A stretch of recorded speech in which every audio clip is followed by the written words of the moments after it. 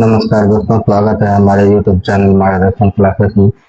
दोस्तों, आज एनसीईआरटी की सीरीज में हम लोग देखेंगे वर्ग 10 का चैप्टर 2 का अम्ल क्षार एवं लवण, जो कि परीक्षा की दृष्टि से अत्यंत ही महत्वपूर्ण है। लगभग सभी प्रतियोगी परीक्षाओं में, साइंस में, जीएस में इस तरह के एनसीईआरटी बुक से क्वेश्चन को पूछा जाता है। आइए हम लोग आज देखते हैं अम्ल क्षार एवं लवण चैप्टर का सॉल्व 15 क्वेश्चन, जो कि एनसीईआरटी बुक का है।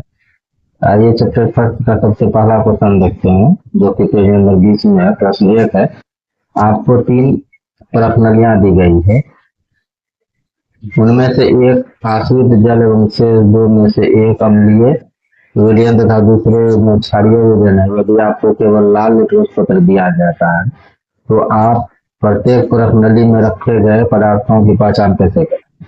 तो इसका आंसर हो जाएगा, सबसे पहले दिए गए लाल लिटमस पत्र को बारी बारी से तीनों प्रश्नावलियों में डालते हैं। हम पाते हैं कि किसी एक प्रश्नावली में यह लिटमस पत्र नीला हो जाता है। तो क्या हो जाता है? तो नीला हो जाता है। चूंकि क्षारीय विलयन में लाल लिटमस पत्र नीला हो जाता है, तो इस प्रश्नावली में अवश्य क्षारीय विलयन है। अब शेष 2 प्रश्नावलियों में से इस नीले लिटमस पत्र को डालते हैं। इसमें 2 स्थितियां हो सकती है। पहला, तो लिटमस पत्र पुनः लाल हो जाएगा। दूसरा, लिटमस पत्र नीला ही रह जाएगा। जिस प्रश्नावली में लिटमस पत्र लाल हो गया उसे अम्लीय विलयन, और जिस प्रश्नावली में नीला ही रहा उसे आश्रित जल होगा। आइए दूसरा क्वेश्चन देखते हैं। पेज नंबर 24 में है। प्रश्न 1 है कि पीतल एवं तांबे के बर्तनों में दही एवं खट्टे पदार्थ क्यों नहीं रखने चाहिए? तो इसका आंसर हो जाएगा, पीतल Cu प्लस Zn का मिश्र धातु है। पीतल जो है Cu प्लस Zn को जब हम मिलाएंगे तो क्या बनेगा? पीतल बनेगा। तो इसे मिश्र धातु है। तांबे के बर्तनों में दही खट्टे पदार्थ इसलिए नहीं रखे जाते क्योंकि इसमें अम्ल मौजूद होते हैं, जो इससे अभिक्रिया करके हानिकारक यौगिक टॉक्सिक कंपाउंड बनाते हैं, जिसके कारण बस ये खाने लायक नहीं रह जाता। अम्ल की अभिक्रिया से धातु के बर्तन भी संक्षारित होते हैं, यानी धातु का बर्तन खराब हो जाता है। आइए दूसरा क्वेश्चन देखते हैं। धातु के साथ अम्ल की अभिक्रिया होने पर सामान्यतः कौन सी गैस निकलती है? एक उदाहरण के द्वारा समझाइए। इस गैस की प्रकृति की जांच कीजिए। धातु आंसर हो जाएगा इसका, धातु के साथ अम्ल की अभिक्रिया से सामान्यतः हाइड्रोजन गैस निकलती है। उदाहरण के लिए है कि Zn यानी जिंक प्लस HCl हाइड्रोक्लोरिक अम्ल ZnCl2 हो जाएगा। Zinc chloride plus H2 hydrogen gas हो जाएगा। दूसरा है Mg magnesium plus H2SO4 sulphuric अम्ल, दोनों को मिलाएंगे तो magnesium sulphate MgSO4 plus H2 hydrogen हो जाएगा।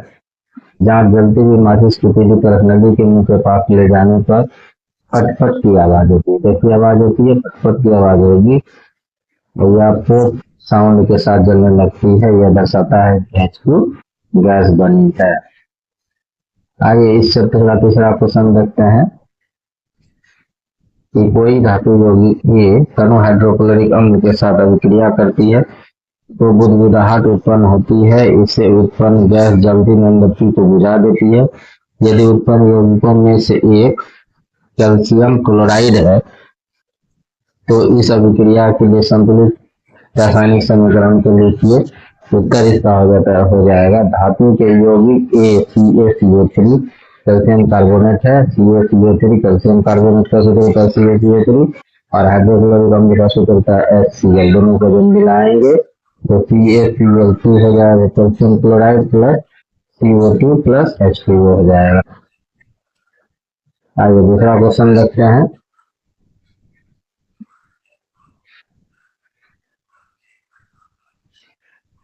प्रश्न 1 है HCl आदि जलीय विलयन में अम्लीय लक्षण क्यों प्रदर्शित करते हैं, जबकि एल्कोहल एवं ग्लूकोज जैसे यौगिकों के विलयन में अम्लता के अभिलक्षण नहीं प्रदर्शित होते हैं? उत्तर हो जाएगा, HCl, HNO3 आदि के जलीय विलयन में H प्लस आयन बनता है, जिसके कारण ये अम्लीय विलक्षण प्रदर्शित करते हैं, जबकि अल्कोहल और ग्लूकोज जैसे यौगिकों के जलीय विलयनों में H प्लस आयन नहीं बनता, इसलिए ये अम्लीयता का विलक्षण प्रदर्शित नहीं करते। दूसरा प्रश्न, अम्ल का जलीय विलयन क्यों विद्युत का चालन करता है? आइए इस क्वेश्चन का आंसर देखते हैं। इसका आंसर हो जाएगा अम्ल का जलीय विलयन H प्लस आयन उत्पन्न करता है, इसके कारण विद्युत धारा का प्रभाव यानी चालन होता है। प्रश्न 3 है, शुष्क हाइड्रोक्लोरिक गैस शुष्क लिटमस पत्र के रंग को क्यों नहीं बदलती है? आंसर हो जाएगा इसका शुष्क हाइड्रोक्लोरिक गैस शुष्क लिटमस पत्र के रंग को इसलिए नहीं बदल पाती क्योंकि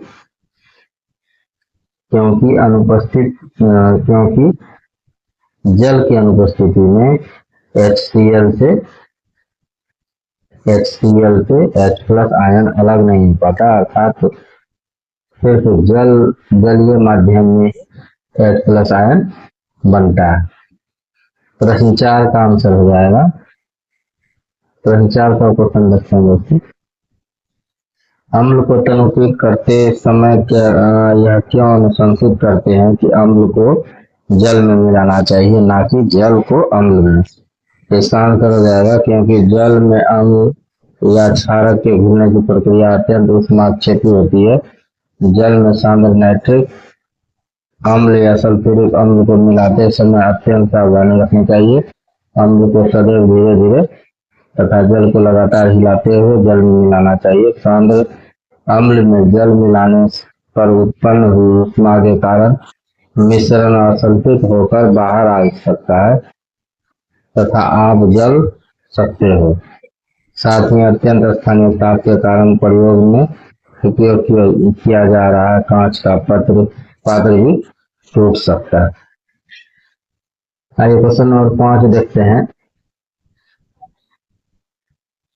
कि अम्ल के विलयन को टनुकीत करते समय हाइड्रोनियम आयन H3O प्लस का सांद्रता कैसे प्रभावित हो जाती है? इसका आंसर हो जाएगा अम्ल के विलयन में जल मिलाने पर H प्लस आयन H2O से संयोग कर H3O प्लस आयन बनाते हैं। अम्ल के विलयन को टनुकीत करने पर हाइड्रोनियम आयन H3O प्लस की सांद्रता में कमी हो जाती है। 6 नंबर क्वेश्चन है, जब सोडियम हाइड्रोक्साइड विलयन में अधिक क्षारक मिलते हैं तो हाइड्रोक्साइड OH प्लस की सांद्रता कैसे प्रभावित होती है? तो इसका आंसर हो जाएगा जब सोडियम हाइड्रोक्साइड NaOH के विलयन में अधिक क्षारक मिलाते हैं तो OH माइनस आयन की सांद्रता बढ़ जाती है। आइए 31 नंबर पेज का क्वेश्चन नंबर 1 देखते हैं। आपके पास विलयन A और B है। विलयन A के pH का मान 6 है और विलयन B के pH का मान 8 है। किस विलयन में हाइड्रोजन आयन की सांद्रता अधिक होगी? इनमें से कौन अम्लीय है तथा कौन क्षारीय, ये बताना है। इसका आंसर हो जाएगा विलयन A का pH मान 6 है, इसलिए ये अम्लीय हो, और क्योंकि pH मान 7 है, 7 से कम है, इसलिए ये अम्लीय होगा। विलयन B का pH मान 9 है, इसलिए यह क्षारकीय होगा, क्योंकि pH मान 7 से बड़ा है। विलयन A में H प्लस आयन की सांद्रता होती है। दोस्तों 7 अगर pH मान हो किसी भी चीज का तो वह उदासीन है। 7 अगर pH मान होगा तो उदासीन होगा, 7 से कम होगा, मान लो 6 हो गया, 5 हो गया, 4 हो गया, तो ये अम्लीय होगा। और 7 से अगर अधिक हो जाएगा, 7 से अधिक होगा तो क्षारीय होगा। चलिए आगे का क्वेश्चन देखते हैं। H आयन की सांद्रता का विलयन की प्रकृति पर क्या प्रभाव पड़ता है? जैसे जैसे hydrogen ion H plus ion की सांद्रता बढ़ती है, विलयन और अधिक अम्लीय होते जाता है। कहने का मतलब है हाइड्रोजन आयन में जैसे जैसे सांद्रता बढ़ेगी तो विलयन क्या हो जाएगा और अधिक अम्लीय हो जाएगा। तीसरा क्वेश्चन है, क्या क्षारकीय विलयन H प्लस आयन होते हैं? अगर हाँ तो यह क्षारकीय क्यों होता है? इसका आंसर देना है। इसका आंसर हो जाएगा हाँ, H प्लस आयन क्षारकीय विलयन में नहीं होते हैं, परंतु इनकी सांद्रता OH आयनों की सांद्रता से कम होती है, जिसके कारण यह विलयन क्षारकीय होते हैं। चलिए आगे का क्वेश्चन देखते हैं। 4 नंबर का क्वेश्चन है, कोई किसान खेत की मृदा में किस परिस्थिति में बिना बुझा हुआ चूना यानी कैल्शियम ऑक्साइड, बुझा हुआ चूना कैल्शियम हाइड्रोक्साइड या चौक कैल्शियम कार्बोनेट का उपयोग करेगा? तो इसका आंसर जब खेत की मृदा अम्लीय होती है तब किसान उसमें कैल्शियम ऑक्साइड यानी CaO, कैल्शियम हाइड्रोक्साइड CaOH2 तथा कैल्शियम कार्बोनेट CaCO3 मिलाते हैं ताकि मिट्टी उदासीन हो जाए और इसका पीएच पारस खेती के लिए उपयुक्त हो जाए। यानी मृदा का पीएच मान अगर अम्लीय हो, क्या होगा? अम्लीय होगा तो उसमें CaO कैल्शियम हाइड्रोक्साइड और कैल्शियम हाइड्रोक्साइड CaOH2 और कैल्शियम कार्बोनेट CaCO3 मिलाना चाहिए। आइए आगे का क्वेश्चन देखते हैं।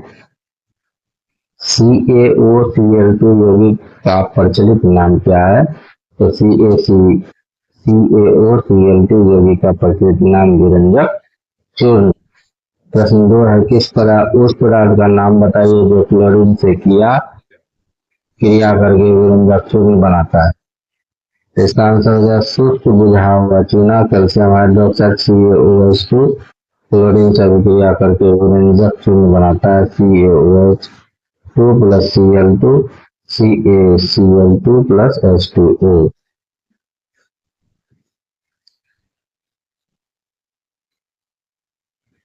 तीसरा नंबर क्वेश्चन, कठोर जल को मृदु करने के लिए किस सोडियम यौगिक का उपयोग किया जाता है? तो आंसर हो जाएगा सोडियम कार्बोनेट Na2CO। इसे धोने का सोडा भी कहा जाता है। 4 नंबर का क्वेश्चन है, सोडियम हाइड्रोजन कार्बोनेट के विलयन को गर्म करने पर क्या होता है? इस अभिक्रिया के लिए समीकरण लिखिए। जब सोडियम हाइड्रोजन कार्बोनेट के विलयन को गर्म किया जाता है तो यह अपघटित होकर सोडियम कार्बोनेट जल एवं CO2 गैस का निर्माण करता है। अभिक्रिया इस प्रकार होती है 2NaHCO3 और अभिक्रिया जब होगा तो उसमें निकलेगा Na2CO3 sodium carbonate plus H2O plus CO2। 5 number का क्वेश्चन है, प्लास्टर ऑफ पेरिस की जल के साथ अभिक्रिया के लिए एक समीकरण लिखिए। आइए इसका आंसर देखते हैं। इसका आंसर हो जाएगा CaSO4 into half H2O plus 1 half H2O और इससे बनेगा तो CaSO4 इंटू 2 H2O जिप्सम कठोर पदार्थ है और प्लास्टर पेरिस सफेद चूर्ण। अब है पाठ्य पुस्तक के हल प्रश्न। प्रश्न संख्या 1 है इसमें कि कोई ऑब्जेक्टिव है, ये ऑब्जेक्टिव कोई विलयन लाल लिटमस पत्र को नीला कर देता है, इसका पीएच मान संभवतः क्या? तो इसका पीएच मान कितना हो जाएगा? 10 होगा। इसका आंसर डी हो जाएगा संकेत, क्योंकि क्षारीय विलयन में लाल लिटमस पत्र नीला हो जाता है जिसका पीएच मान 7 से अधिक है। दूसरा क्वेश्चन है कि कोई विलयन अंडे के पिसे हुए कवर से अभिक्रिया कर एक गैस उत्पन्न करता है जो चूने के पानी को दुधिया कर देती है। इस विलयन में क्या होगा? तो इस विलयन में ये हो जाएगा, इसका आंसर सी हो जाएगा बच्चों। इसका आंसर इसका आंसर HCl होगा, डी नंबर हो जाएगा।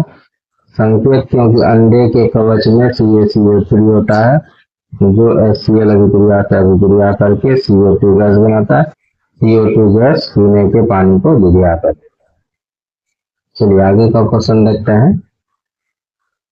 NaOH का 10 ml विलयन HCl के 8 ml विलयन से पूर्णतः उदासीन हो जाता है। यदि हम NaOH के उसी विलयन का 20 ml लें तो इसे उदासीन करने के लिए HCl के उसी विलयन की कितनी मात्रा की आवश्यकता होती है? इसका आंसर हो जाएगा डी 16 ml। दूसरा चौथा क्वेश्चन है, अपच का उपचार करने के लिए निम्न में से किस औषधि का उपयोग किया जाता है? एंटासिड का उपयोग किया जाता है। 5 नंबर का क्वेश्चन है, निम्न अभिक्रिया के पहले शब्द समीकरण लिखिए तथा उसके बाद संतुलित समीकरण को लिखिए। इसका आंसर हो जाएगा ये दिया हुआ तनु सल्फ्यूरिक अम्ल दानेदार जिंक के साथ अभिक्रिया करता है।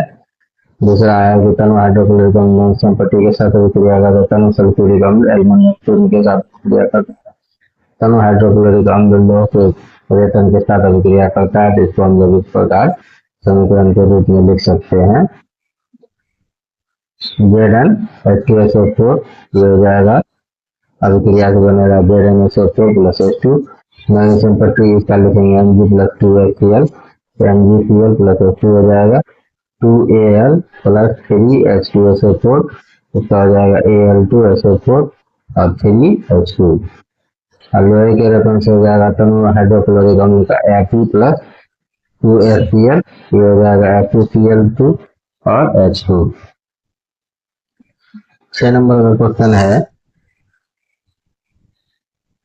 6 नंबर का क्वेश्चन है कि अल्कोहल एवं ग्लूकोज जैसे यौगिकों में हाइड्रोजन होते हैं लेकिन इनका वर्गीकरण अम्ल की तरह नहीं होता। यह क्रियाकलाप द्वारा सिद्ध कीजिए। तो विधि इसका है, ग्लूकोज अल्कोहल तथा हाइड्रोक्सी अम्ल का विलयन लेंगे, एक कॉर्क पर 2 किले लगाकर कॉर्क को 100 ml के विकल्प में रख देंगे। चित्र संख्या 2 के अनुसार दिया गया है 6 वोल्ट के एक बैटरी टर्मिनल के साथ एक बल्ब तथा स्विच के माध्यम से जोड़ दिया जाएगा। अब बीकर को थोड़ा HCl विद्युत धारा प्रवाहित कीजिए।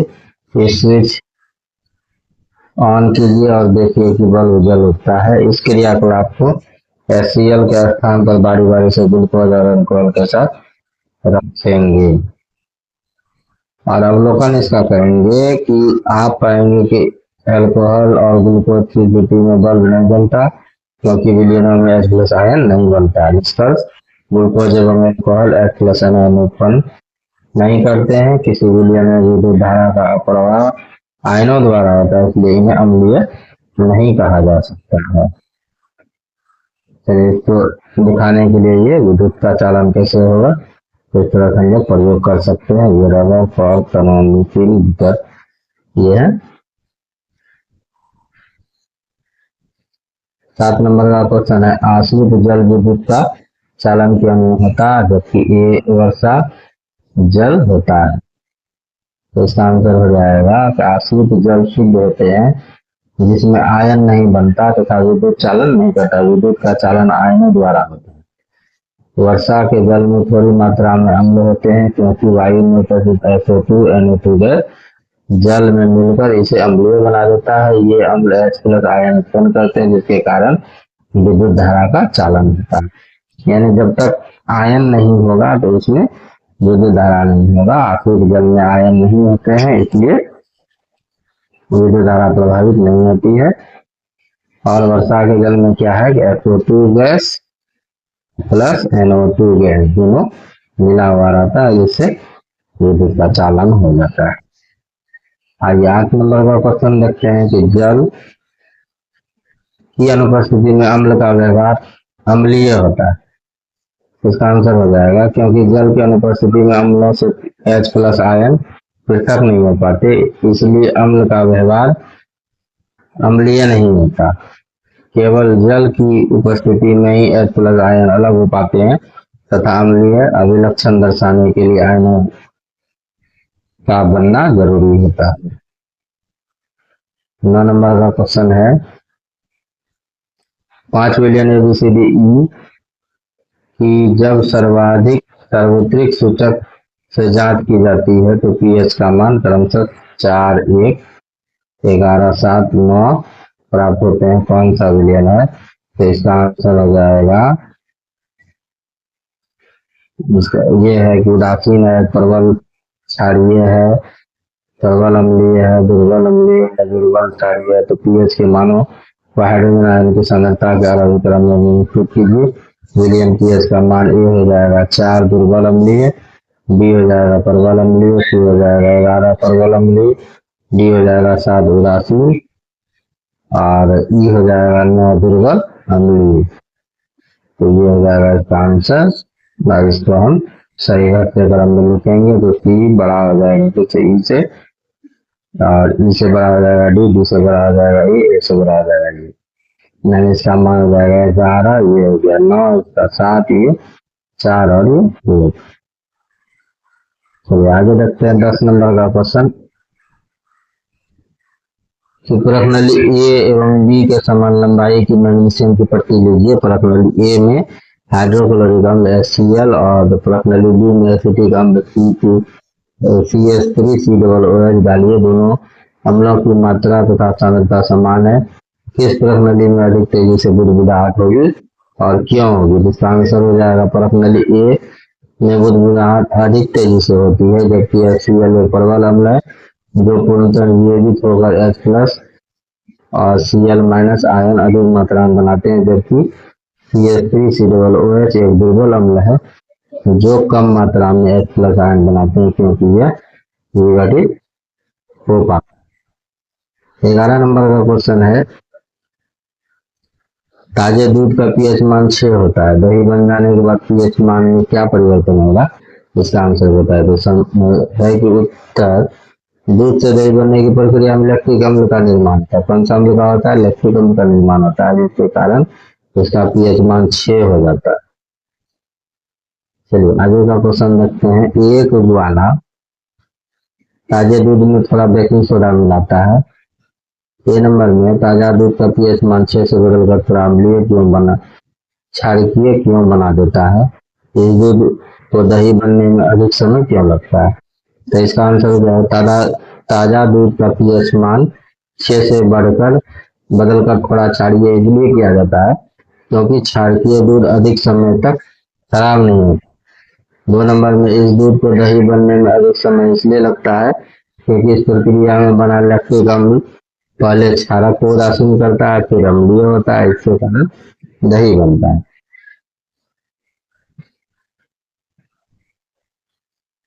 प्लास्टर ऑफ पेरिस को आग रोधी बर्तन में क्यों रखना चाहिए? इसकी व्याख्या कीजिए। प्लास्टर ऑफ पेरिस को आग रोधी बर्तनों में इसलिए रखा जाता है क्योंकि यह आर्द्रता की उपस्थिति में जल को अवशोषित कर ठोस पदार्थ जिप्सम बनाती है, जिसके कारण इसमें जल के साथ मिलकर जमने का गुण नष्ट हो जाता है। CaSO4 into half H2O plus 1/2 H2O, इसका हो जाएगा CaSO4 और 2H2O जिप्सम ठोस पदार्थ का प्लस करें, इसका हो जाएगा CaSO4 इंटू हाफ H2O। तो आगे का क्वेश्चन देखते हैं 14 नंबर का। उदासीनीकरण अभिक्रिया क्या है? 2 उदाहरण देकर समझाइए। अम्ल और क्षारक की अभिक्रिया से लवण एवं जल बनते हैं, जिसे उदासीनीकरण अभिक्रिया कहते हैं। अम्ल H प्लस आयन तथा सभी क्षारक O प्लस माइनस बनाते हैं, इसलिए H प्लस NaOH ये हो जाएगा उदासीन। 15 नंबर का क्वेश्चन है,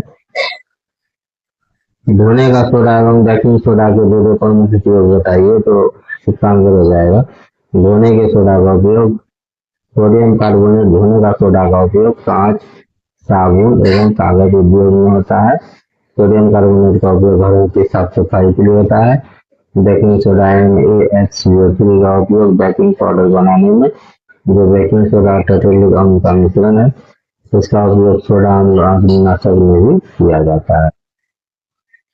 तो इस प्रकार आज हम लोगों ने देखा चैप्टर 2 अम्ल, क्षार एवं लवण का सभी प्रश्नों का उत्तर। इस तरह का वीडियो देखने के लिए दोस्तों हमारे चैनल मार्गदर्शन क्लासेस को आप सब्सक्राइब कर लें, लाइक कर दें। Thanks for watching video.